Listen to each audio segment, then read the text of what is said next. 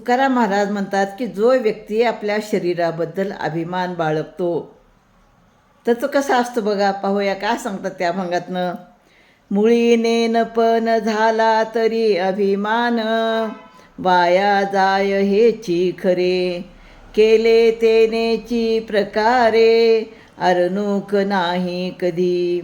झाली तरी भेदबुद्धी, अंतरली नाव. तुका म्हणे नाही ठाव.